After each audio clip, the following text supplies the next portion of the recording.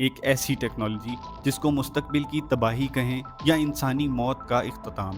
ہم آپ کے سامنے بائیو ٹیکنالوجی کے کچھ ایسے حقائق رکھنے جا رہے ہیں جس کو شاید آپ کا ذہن تسلیم نہ کرے۔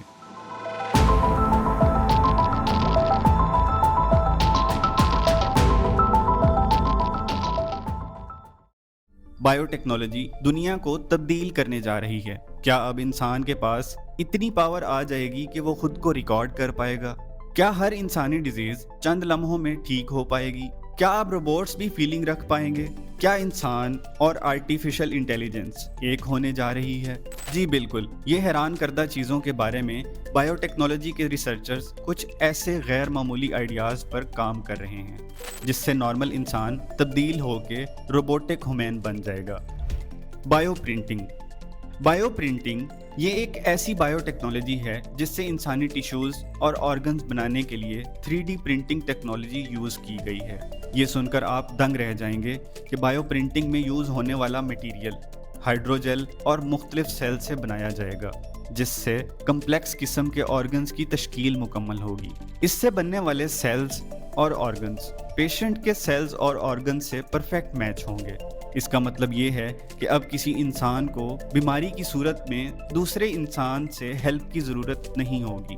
کسی انسان کی سکن خراب یا برن ہونے کی صورت میں سیم ویسی سکن بنانا ممکن ہوگا۔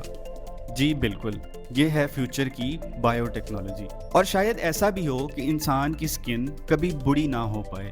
یہ تو ہم بات کر رہے ہیں 2050 کی، مگر ابھی ریسنٹ ایک جاپنیز پروفیسر نے ایک فلیوریبل سکرین بنائی ہے۔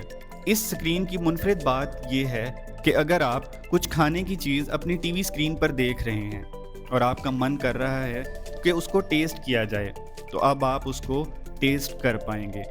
یہ کوئی خواب یا فیوچر نہیں، بلکہ آپ کو حالیہ ریسرچ بتائی جا رہی ہے۔ اگر سائنس آج اتنی ترقی کر گئی ہے تو سوچیں 2050 میں بائیو ٹیکنالوجی کیا سے کیا ہو جائے گی۔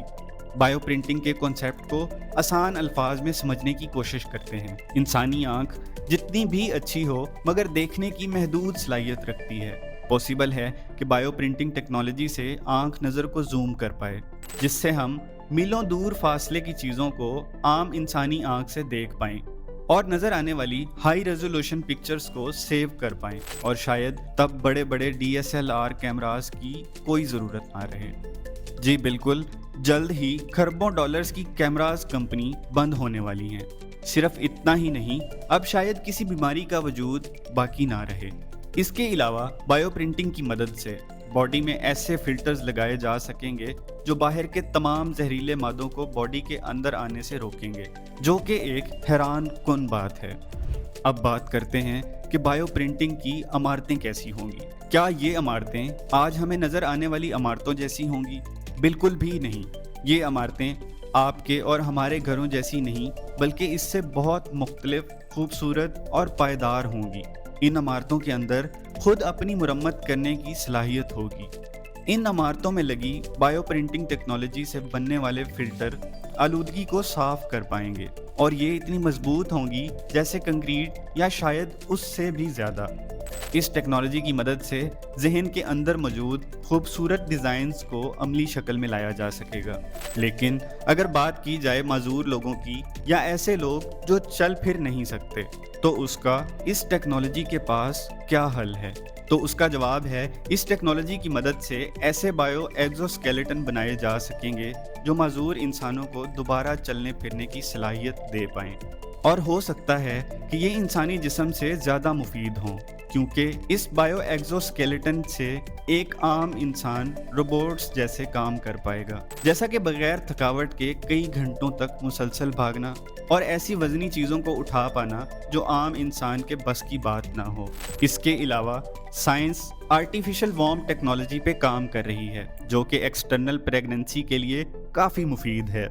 آج انسان انفرٹیلیٹی کے حوالے سے کافی پریشان نظر آتا ہے، تو یہ ٹیکنالوجی ایک بڑی امید کے طور پر ظاہر ہوئی ہے، جس کی مدد سے پاپولیشن کو کولیپس ہونے سے بچایا جا سکے گا۔ آپ کے نزدیک پاپولیشن کی گروتھ کو انسان سے چھین کر مشین کے سپرد کرنا انسانی بقا کے لیے بہتر ہے یا نہیں؟ اس بارے میں آپ جو رائے رکھتے ہوں ہمیں کامنٹس میں ضرور آگاہ کریں۔ اب ہم ان سوالات کے جواب جاننے کی کوشش کرتے ہیں۔ اگر انسانی زندگی کے ساتھ ایک روبوٹک کی دنیا قائم کی جائے تو کیا یہ اکٹھے رہ پائیں گے؟